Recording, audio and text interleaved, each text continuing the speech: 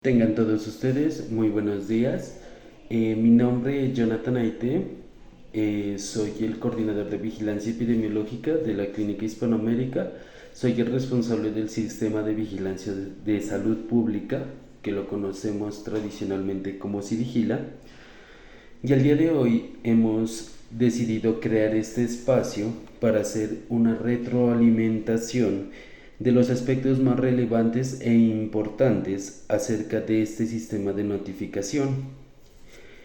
También se van a hacer la resolución de algunas dudas y preguntas que se han venido dando en el proceso de notificación y por ello necesitamos su completa atención.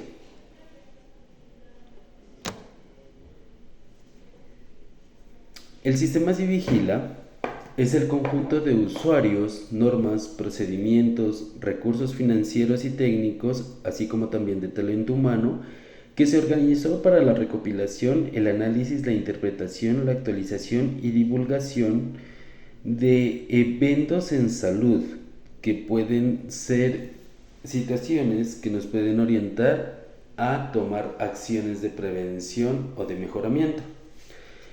En sí, el sistema de Civigila lo componemos todas las IPS, así como también todos los entes gubernamentales, sean regionales como los municipales, a su vez la Secretaría Municipal de Salud, así como también el Instituto Departamental de Salud de Nariño y el Ministerio de Salud de Colombia, y ellos y nosotros hacemos un enfoque de hacer toda la recolección de estos eventos que pueden afectar la salud de carácter público, así tomar acciones y llevar un conteo y un consenso de cómo está el comportamiento epidemiológico en nuestro país.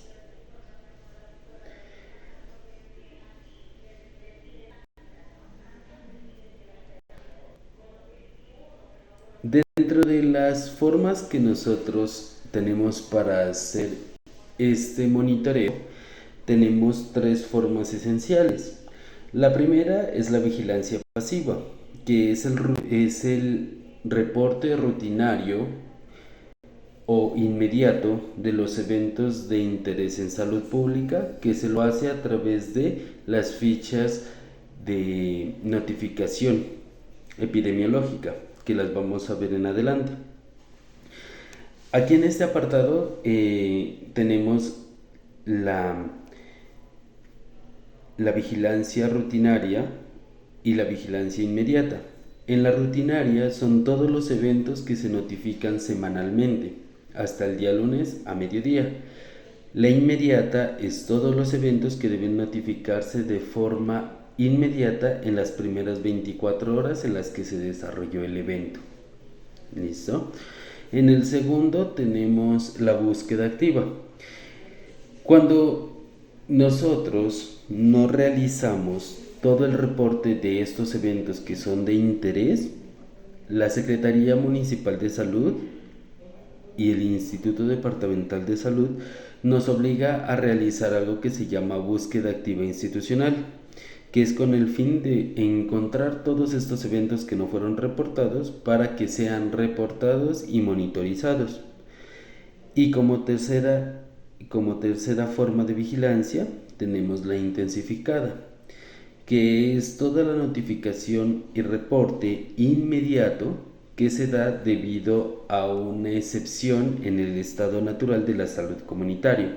Por ejemplo, en el mes de diciembre estuvimos desde el 14 de diciembre hasta el 13 de enero estuvimos en vigilancia intensificada de quemados por pólvora o intoxicados por fósforo blanco o metanol.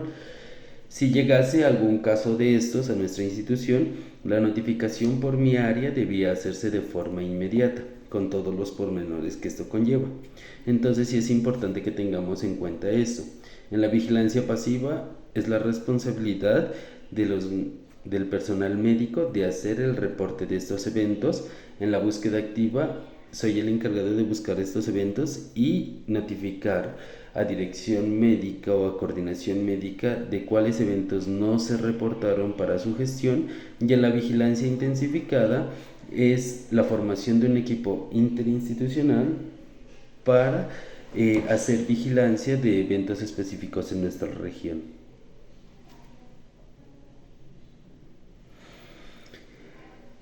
En cuanto a la vigilancia pasiva, ya habíamos mencionado las fichas de notificación epidemiológica.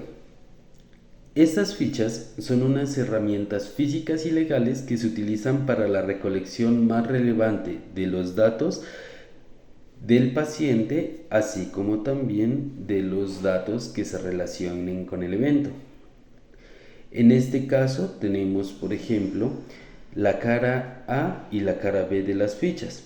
En la cara A siempre suele encontrarse toda la información más detallada del paciente, como su número de cédula, tipo de identificación, lugar de residencia, a qué se dedica, su EPS, su estrato psicosocial y demás. ¿Listo? En la cara B nosotros podemos encontrar todo lo que tiene que ver con lo relacionado al evento.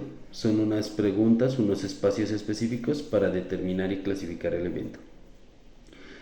Algo que deseo que tengamos en cuenta es que junto a estas fichas siempre podremos encontrar un instructivo. Este instructivo lo podemos utilizar para guiarnos en el proceso de llenado por si tenemos alguna duda, alguna inquietud de cuál debería ser la respuesta en estos espacios por diligenciar. Vamos a ver la cara A. En la cara A tenemos la información básica. ¿Cuál es esta información básica? Es la identificación de la institución o OPGD que está reportando el evento, identificación de cuál es el evento a reportar, datos personales y sociodemográficos del paciente, fecha, lugar de notificación del evento epidemiológico y residencia del paciente, así como también criterios de notificación del evento epidemiológico. Algo que deseo tener en cuenta, algo que deseo que tengan en cuenta, es que el formato como tal debe garantizar unos criterios específicos para considerarse de calidad para el reporte. ¿Listo? Actualmente el Ministerio de Salud maneja las fichas con el último formato que fue en el 2022. Entonces, los formatos de notificación están sujetos a las actualizaciones pertinentes por entes gubernamentales en salud. Esto con el fin de garantizar la calidad del formato, la calidad de la información recolectada y la calidad de las instituciones para permanecer a la vanguardia del proceso de vigilancia epidemiológica. Todos los formatos se han actualizado a la versión 2022, los cuales son los únicos autorizados para la notificación de eventos de interés en salud pública. ¿Por qué razón quiero hacer un paréntesis aquí?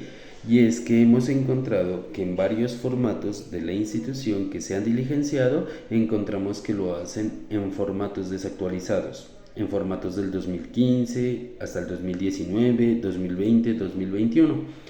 Entonces sí es importante tener en cuenta que los únicos formatos actualizados hasta el momento para su uso y diligenciamiento son los formatos que contengan la versión 2022. En el transcurso de este año 2024 probablemente se vayan actualizando los formatos y a su vez se irá notificando cuáles formatos están actualizados y cuáles son los autorizados para utilizarse.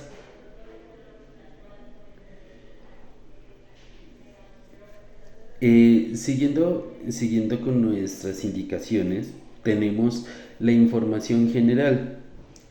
Lo que podemos encontrar subrayado o dentro del cuadro rojo, identificación de nuestra institución, la cual siempre se mantendrá igual.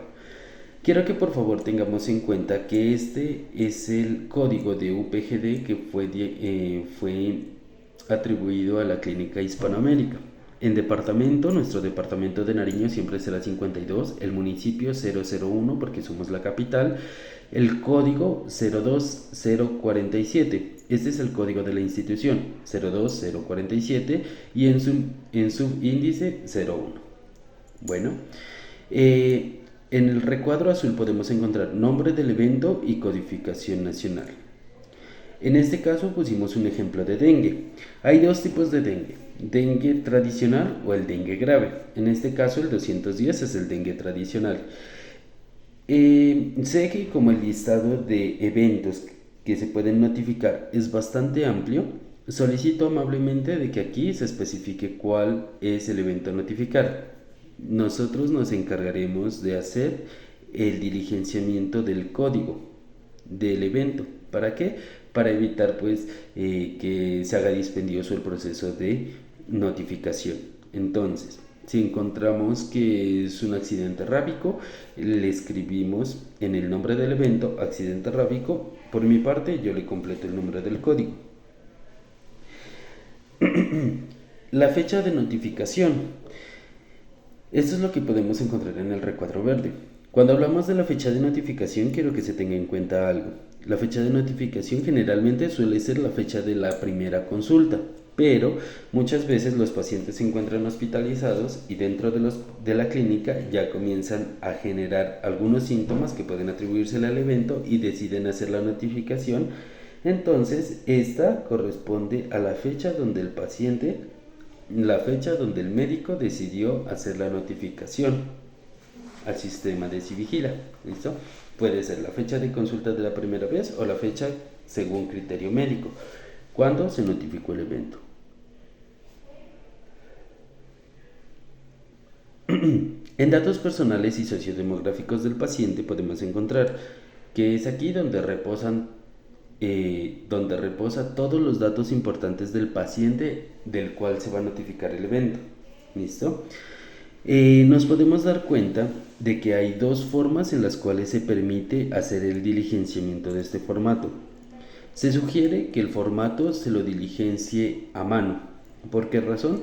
Porque cuando utilizamos formatos que están en computador y se actualizan los formatos, nuevamente nos quedamos con los formatos que ya hemos prellenado y es bien complicado el proceso de actualización. Entonces, a partir de ahora solo se recibirán formatos diligenciados a mano. En las casillas donde se puede escoger entre varias opciones, usted puede escoger la opción con rellenando el óvalo o con una X. ¿Listo? Debe ser diferencial a las demás casillas y debe verse claramente cuál es la opción seleccionada. Aquí podemos encontrar tipo de documento, el número de identificación del paciente, nombre completo del paciente, el número de teléfono, la fecha de nacimiento, la edad que tiene actualmente el paciente, en qué unidad se está midiendo, si es en años, en meses, en horas, en minutos, la sexualidad del paciente, si es hombre o mujer o indeterminado, la nacionalidad, el país en donde ocurrió el evento, el departamento y municipio, procedencia o de ocurrencia del evento, el área de ocurrencia del caso, la localidad, el barrio de la ocurrencia, la cabecera municipal cuando aplique y la vereda cuando aplique. ¿Listo? Entonces, también tenemos la ocupación del paciente, el tipo de régimen en salud, si es contributivo, subsidiado, especial o algo otro tipo, la EPS del paciente, si el paciente pertenece a alguna cultura étnica como indígena, gitano, raizal, palenquero, negro, mulato u otra, el estrato sociodemográfico del paciente y el grupo poblacional a los que pertenece el paciente. ¿Listo? Entonces, nosotros aquí podemos mirar toda la identificación del paciente. Algo que quiero que se tenga en cuenta, por favor, es que todo espacio debe ser diligenciado. Para la opción donde se debe marcar, como ya les había mencionado, puede hacer solo rellenando el óvalo o con una X. La marca debe ser visible y excluyente.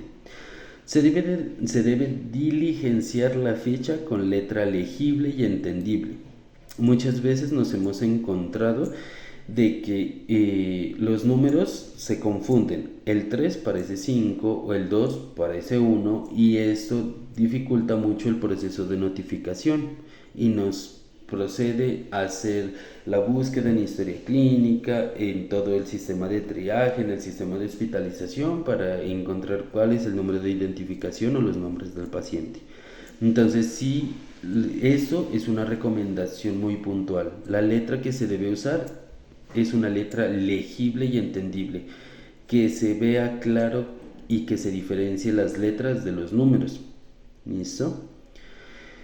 Cuando el área de ocurrencia del caso sea centro poblado o rural disperso, se debe diligenciar el nombre del centro poblado o el nombre de la vereda.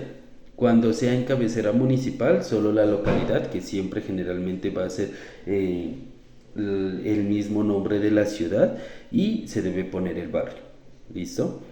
No olvidemos diligenciar los espacios para grupos poblacionales y grupo étnico. Es una manera rápida y efectiva de identificar la población vulnerable al evento o en general.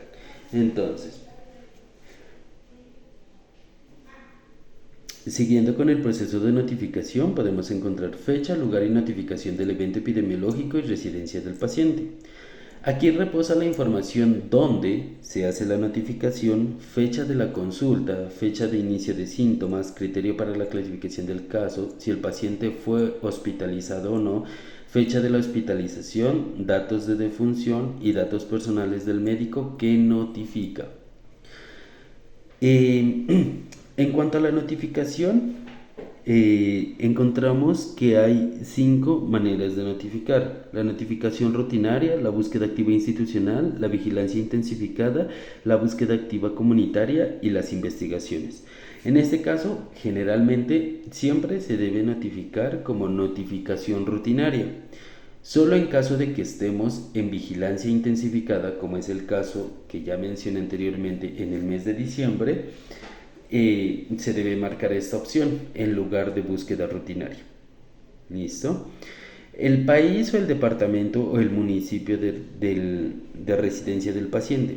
Debemos entender que si el paciente es colombiano, el país siempre será 170.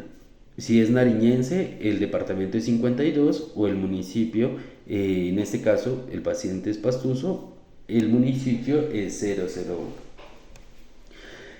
De igual forma, si el paciente no es, digamos, no es de Nariño o no es de Pasto, usted puede escribir el nombre Colombia, Nariño, Tumaco. Yo después me encargo de hacer la asignación de los códigos. El paciente es del Putumayo, Colombia, Putumayo, y de dónde es la vereda, digamos.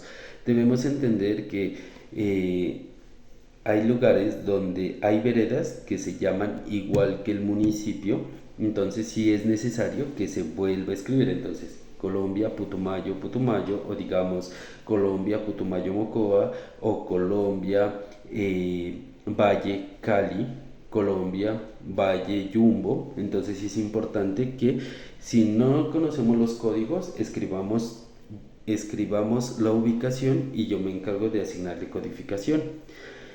Siguiendo con la dirección de residencia, es muy importante que nosotros le preguntemos al paciente qué dirección tiene. ¿Por qué razón? Porque en caso de que entes gubernamentales tengan que hacerle verificación al paciente en su casa, es necesario que tengamos la dirección exacta, así como también en el apartado anterior llenar el número de teléfono, ¿ya?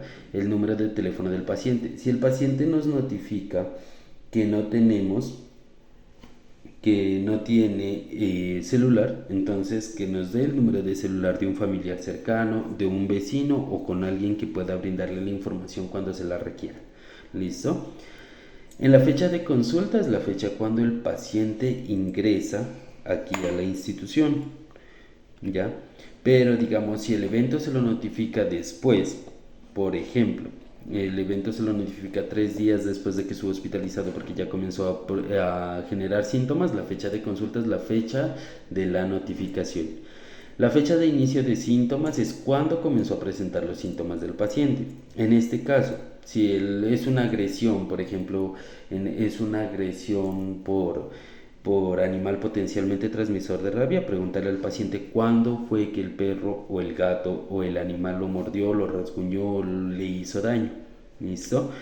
En caso de que sea un intento de suicidio, ¿cuándo fue el intento de suicidio? ¿Ya? En clasificación inicial del caso tenemos sospechoso, probable, confirmado por laboratorio, confirmado por clínica o confirmado por nexo epidemiológico. Algo muy importante que aquí tengamos en cuenta y es lo siguiente. Cuando son enfermedades que son transmisibles, como por ejemplo el dengue, la malaria, o COVID, por ejemplo, nosotros podemos categorizarlos como sospechosos, ¿ya? A menos de que el paciente, digamos, nos cuente que estuvo en una zona donde hay dengue, donde hay malaria, o estuvo en contacto con una persona que estuvo enferma con esta patología, podemos confirmarlo por nexo epidemiológico. Cuando nosotros miramos por la sintomatología y decidimos dar nuestro criterio médico y decimos el paciente tiene dengue o es probable para dengue porque tiene mialgias, altralgias, fiebre, diarrea, vómito, entonces lo vamos a hacer por confirmación clínica o por confirmación o por confirmación de laboratorio cuando le enviamos los paraclínicos al paciente y en los paraclínicos da muestras o señales de qué enfermedad es específicamente. ¿Listo? O sospechoso o probable. Si el paciente es hospitalizado, es indispensable que llenemos el apartado 3.8 que dice fecha de hospitalización. Así sea la misma fecha de la consulta, hay que llenarla. Si el paciente no se hospitaliza, se deja este espacio en blanco. La condición final del paciente, cuando el paciente ingresa vivo, marcamos con una X, pero si ingresa muerto, se debe diligenciar los apartados 3.10, 3.11 y 3.12, el cual nos pide cuándo fue la fecha de defunción, el número del certificado de defunción y la causa básica de muerte del paciente. ¿Listo? Aquí seguimos con el apartado 3.13 donde dice nombre del profesional que diligencia la ficha. Es muy importante que tengamos en cuenta que aquí se debe poner el nombre del médico que llenó la ficha. ¿Listo? Supongamos que tenemos la necesidad de ubicar al médico para que nos confirme algunos datos según necesidad. Es por eso que nosotros solicitamos que se escriba el nombre también de manera entendible y legible. ¿Ya? No es la firma del médico, es el nombre del médico, Carlos Andrés Estrada Meneses, o el nombre del médico. Y a su derecha podemos encontrar el número del teléfono. En este lugar vamos a escribir el número personal del médico. ¿Por qué razón? Porque en caso de que sea algún evento que se requiera monitorización inmediata, el instituto o la Secretaría Municipal de Salud o nosotros mismos como clínica vamos a querer ponernos en contacto con el médico para que nos esclarezca alguna situación y es importante que tengamos ese control directo. Entonces, en el nombre completo, entendible y con letra legible, que se entienda a primera vista, y en teléfono el número personal del médico para poderlo llamar cuando sea necesidad. Probablemente nunca pase, pero sí necesitamos que se escriba el número de teléfono personal.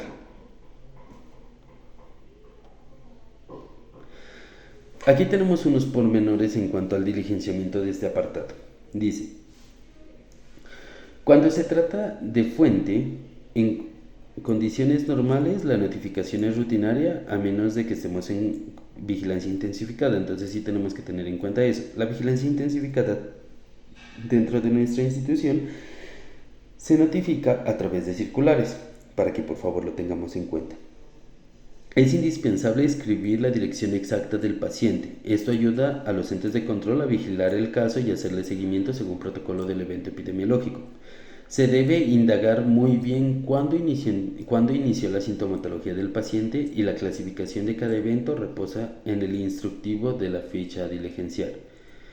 No olvide diligenciar los espacios para grupo poblacional y grupo étnico. Es una manera rápida y efectiva de identificar la población vulnerable o en general. En caso de que el paciente ingrese en condición final como muerto, se debe diligenciar el número de certificado de defunción, la fecha de este y la causa básica de muerte que reposa en el RUAF. La causa básica de muerte, digamos, si el paciente llegó a nuestra institución y murió en el transcurso, pero nunca se llenó el certificado de defunción, nosotros como institución debemos emanar el certificado de defunción. Ese es el número del certificado de defunción, y una vez esté registrado en el RUAF, la causa principal de muerte es la misma que va a reposar sobre la ficha. ¿Listo? Se debe escribir el nombre del profesional de salud diligenciado, quien diligenció la ficha, de forma clara y legible, así como también el número de teléfono personal. Como les digo, es muy probable que nunca necesitemos contactarnos con ustedes, pero en el hipotético caso de que se requiera, sí requerimos y necesitamos que se escriba el número de teléfono personal para que sea más fácil el canal de comunicación.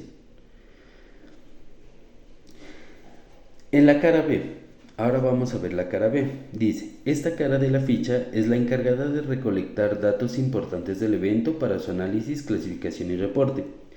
Esta sección es única para cada evento y en ella se recaba información que debe ser consignada en la historia clínica del paciente, ¿ya?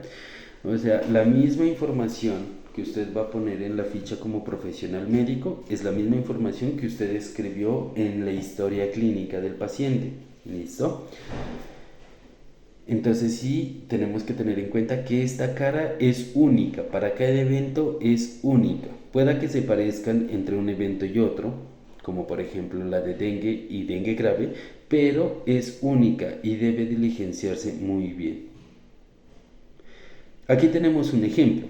Por ejemplo, la cara B de la ficha de agresión por animal potencialmente transmisor de rabia, codificada con el número 300, pide el lugar y el tipo y el lugar anatómico de la agresión, especie y codificación de la condición del animal agresor, la fecha, lugar y conexión con el lugar de agresión, estado del animal agresor, clasificación del animal agresor, antecedentes de antirrábicos y tratamiento prescrito para la agresión.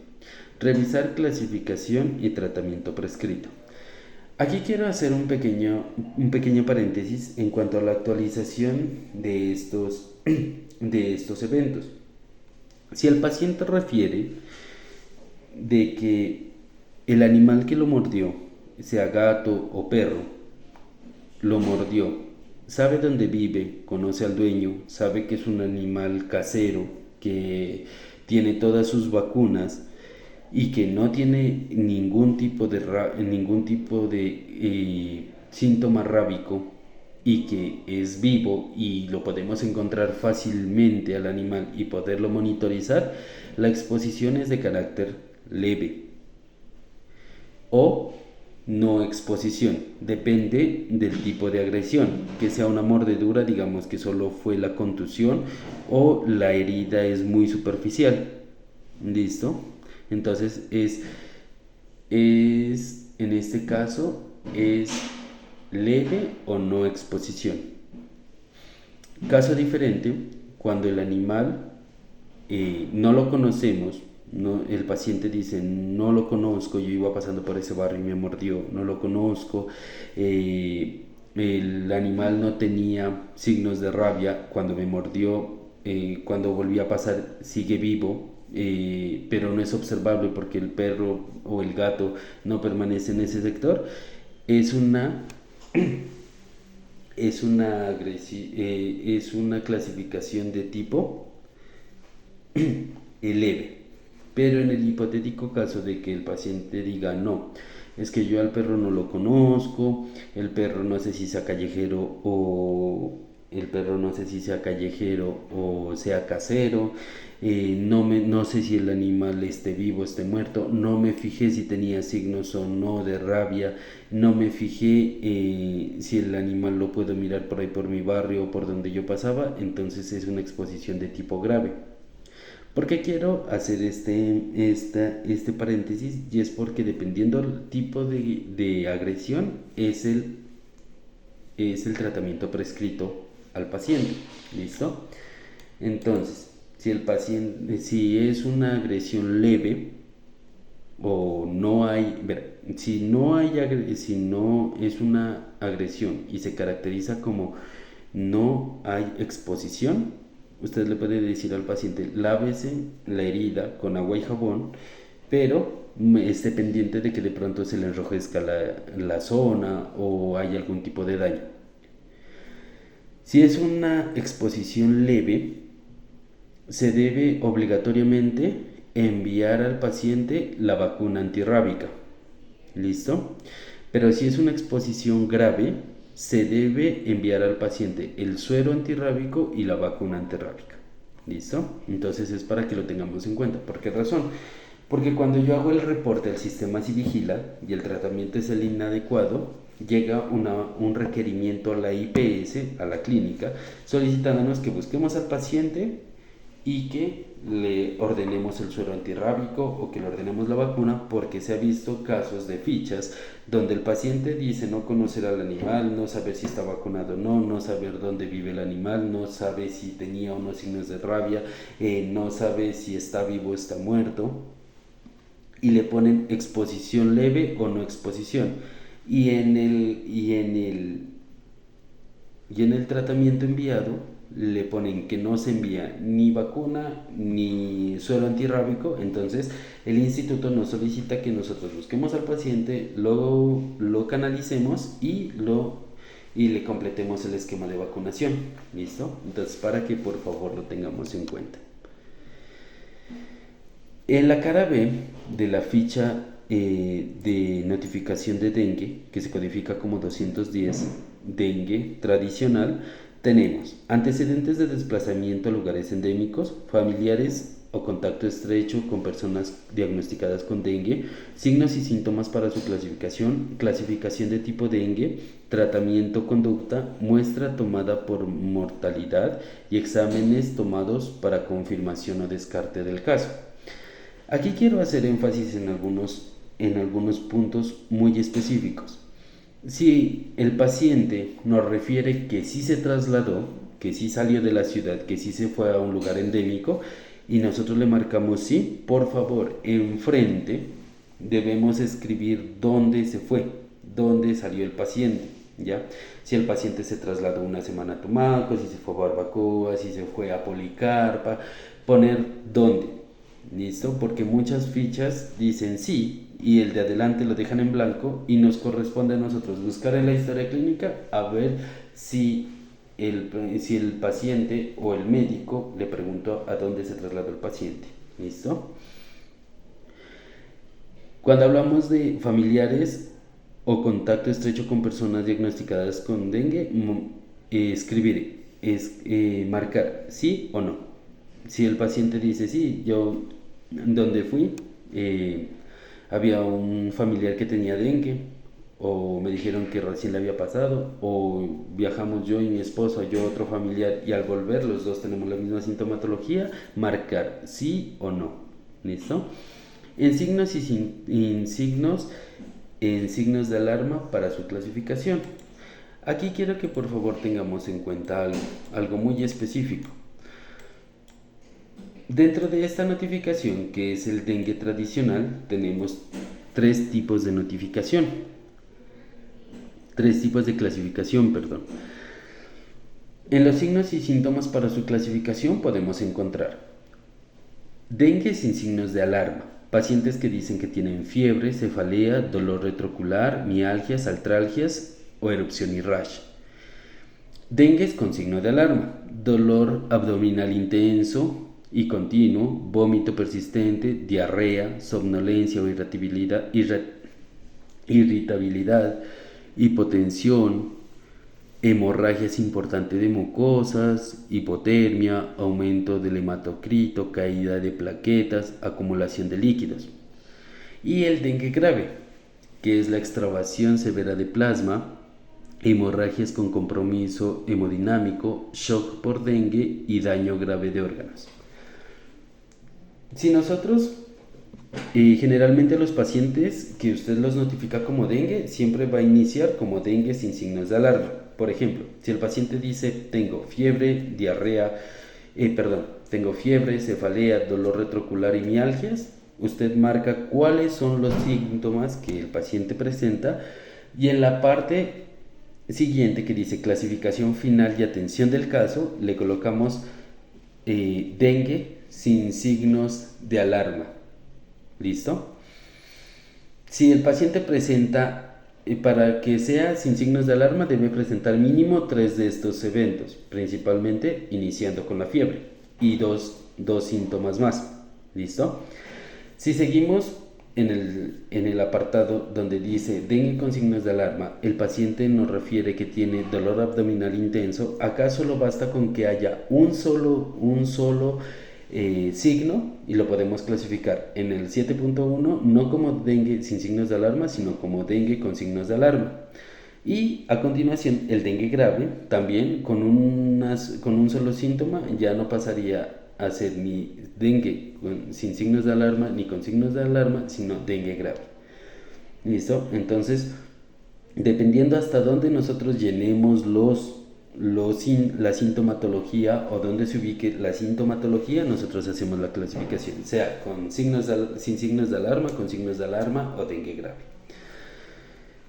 Ahora, en la conducta, si usted descarta el caso y dice no es dengue, y definitivamente no es dengue, puede marcar no aplica. Pero si es dengue sin signos de alarma, según protocolo y según criterio médico, se debe dar por ambulatorio o observación, internarlo al paciente por unas 6 horas para vigilar cómo sigue. Si seguimos con dengue con signos de alarma o dengue grave, obligatoriamente debe hospitalizarse o ponerlo en unidad de cuidados intensivos o remisión por hospitalización, que en este caso no aplicaría porque somos clínica de tercer nivel, sino hospitalizar u unidad de cuidados intensivos, pero se debe marcar cuál es la conducta. ¿Listo? Porque muchas veces he encontrado fichas que los médicos le marcan dengue sin signos de alarma, pero no marcamos qué se va a hacer con el paciente, si lo enviamos para la casa, dejamos hospitalizado, lo mandamos para la UCI. ¿Listo? En caso de mortalidad por dengue, se debe marcar qué muestra se tomó. En datos de laboratorio se debe marcar qué exámenes le envió al paciente, sea por ejemplo el examen para determinar el antígeno de dengue, llena la ficha, pone la fecha del examen, cuándo se tomó el examen, cuándo se lo recepcionó, qué tipo de muestra y lo deja ahí. Ya cuando llegue el examen, y es el mismo día porque suele salir a la hora y media, usted marca si es positivo o negativo, la fecha del resultado y en valor le escribe positivo o negativo. Entonces ya eso determina su conducta. Entonces ya como tal ya habría pruebas para que usted determine o justifique si lo cataloga, si lo deja hospitalizado, si lo manda lo interna a unidad de cuidados intensivos. Entonces sí es importante esta parte.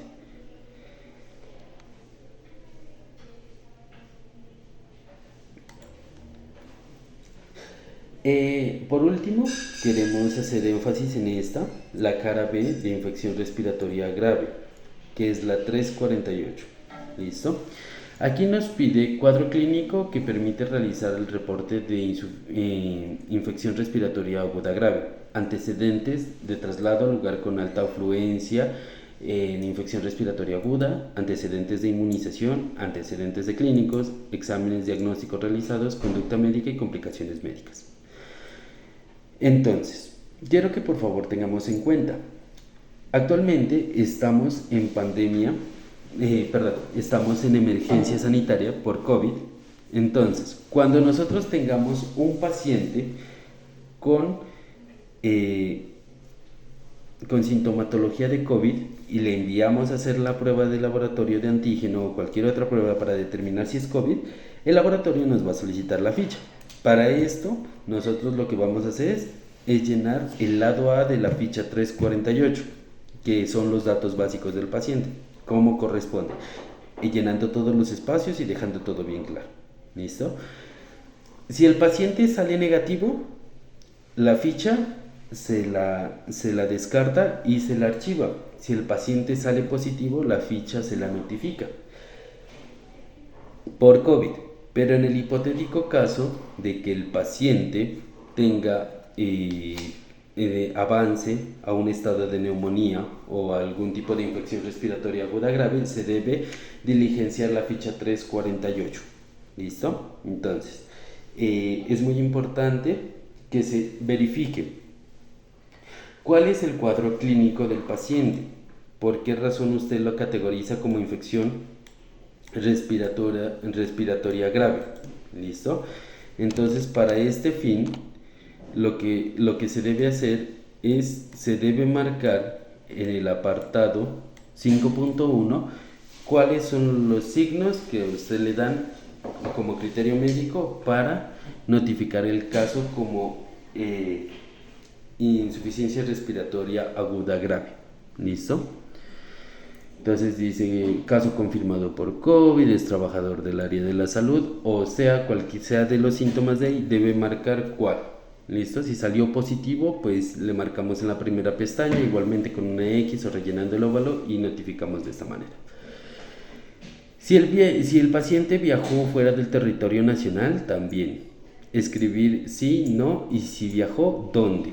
Si no conoce la codificación, escriba dónde viajó, yo me encargo de hacer la codificación y completar esa parte de la ficha. El viaje fue internacional, si fue a un departamento nacional, no importa, si fue internacional, sí se debe notificar también, se debe escribir dónde. ¿Listo? Entonces es muy importante que ubiquemos esto, dónde viajó el paciente. Si no viajó, no hay problema, se deja en blanco. ¿Listo? Recuerde, entonces usted debe, en el apartado 6.2, debe marcar cuál es la razón por la que usted considera de que el paciente tiene, según sintomatología, infección respiratoria aguda grave, como es un paciente con tos o un paciente con fiebre. En el apartado siguiente podemos encontrar los antecedentes vacunales. Si el paciente está vacunado, usted debe preguntarle al paciente si está vacunado contra influenza, si está vacunado contra COVID, si está vacunado contra neumococo, como lo pide en otra ficha, y debe diligenciar cuántas dosis y cuándo recibió la última dosis. En este caso en COVID dice cuál fue la vacuna que se le aplicó. ¿Listo? Si aparte de eso el paciente reporta algo otro tipo de patología, sea como sea asma, EPOC o diabetes o cualquier otra, debe marcarlo. Si tiene alguna otra patología que no está nombrada aquí, por favor marcar otro y especificar qué patología. ¿Ya? En sí, lo que quiero hacer énfasis en esto es que se han encontrado muchas fichas que están incompletas y nos toca buscar en la historia clínica que tiene cada paciente para completarlas, porque el municipio no nos recibe estas fichas incompletas. Ya, entonces esto a partir de ahora se va a comenzar. Cuando se encuentre una ficha incompleta, no se la va a notificar, se la va a dejar en el área de urgencias, y la jefe que reciba el turno o la jefe del turno deberá vigilar de que la ficha sea completada y hacérmela llegar hasta mi oficina. ¿Listo?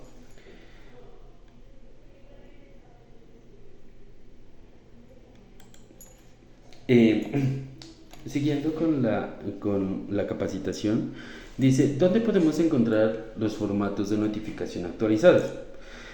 Actualmente encontramos con dos plataformas que están autorizadas institucionalmente para este fin. La primera es la plataforma institucional Intranet.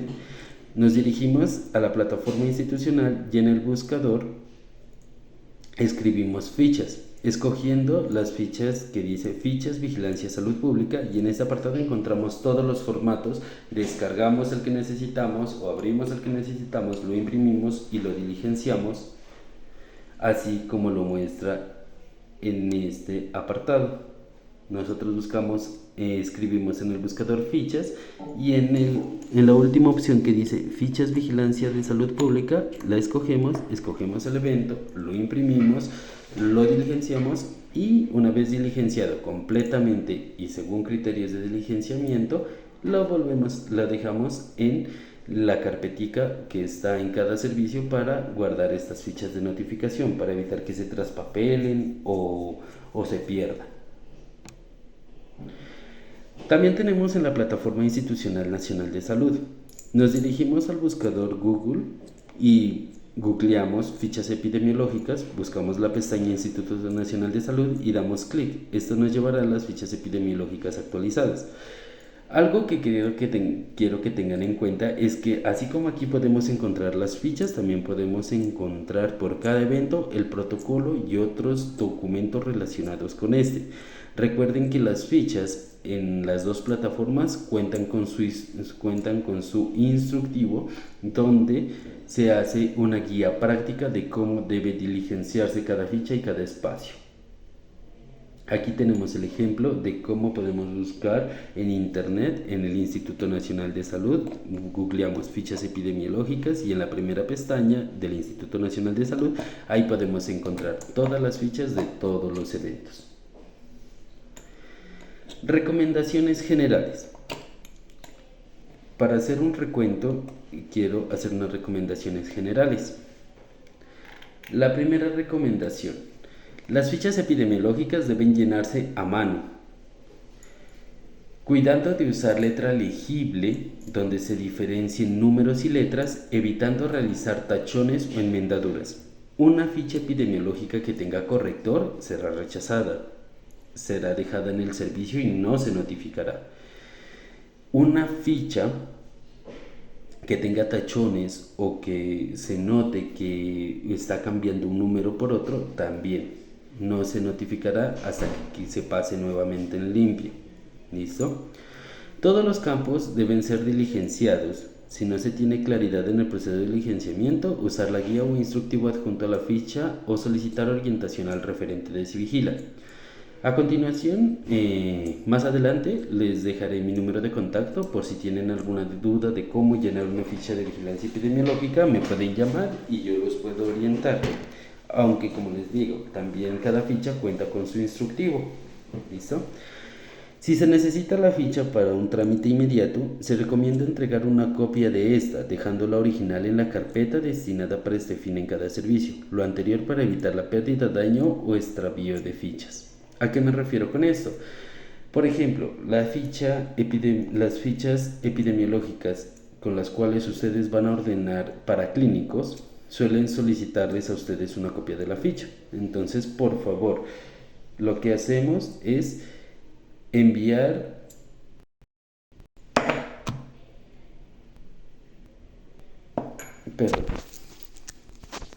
lo que hacemos es enviar la copia de esta ficha, no la ficha original, sino la copia. La original la dejamos en la carpeta. ¿Por qué razón? Porque estas fichas son auditadas.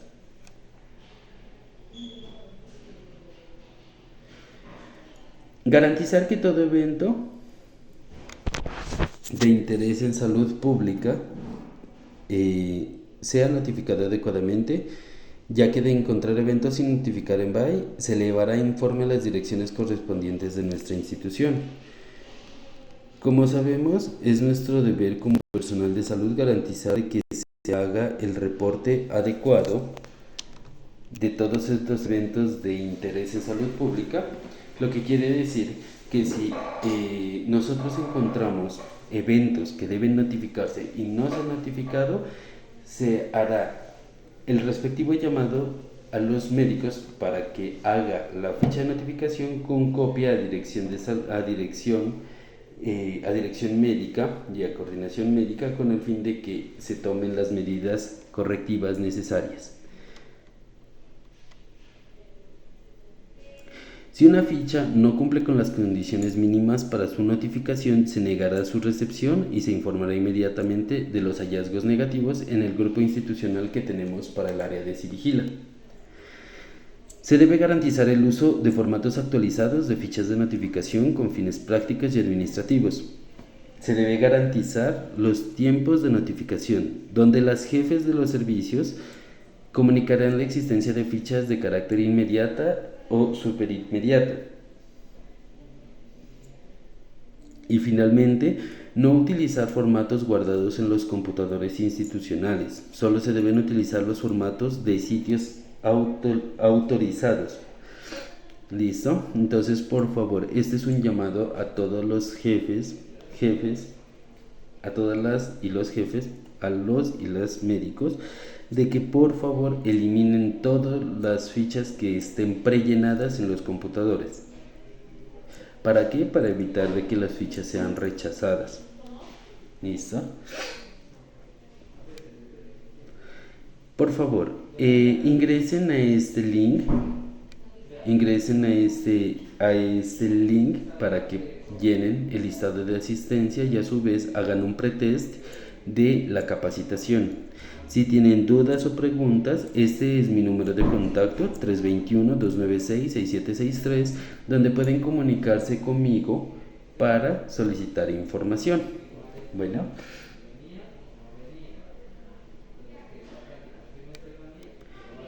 No siendo más, agradezco enormemente toda la atención prestada. Recordemos que el sistema de vigilancia del Instituto Nacional de Salud es de importante gestión. Por esa misma razón, todos somos un equipo en cuanto a la notificación de eventos de interés en salud pública. Quedo atento a cualquier inquietud que ustedes tengan, cualquier duda, por favor. Si necesitan orientación en algún tipo de evento en específico, recuerden que me pueden encontrar en la clínica en el 5º piso. No siendo más, agradezco muchísimo su participación y espero que esta retroalimentación nos sirva a todos para mejorar en nuestras acciones y actividades rutinarias. No siendo más, esto ha sido todo por ahora. Recuerden, mi nombre es Jonathan Aite, soy el referente de vigilancia epidemiológica.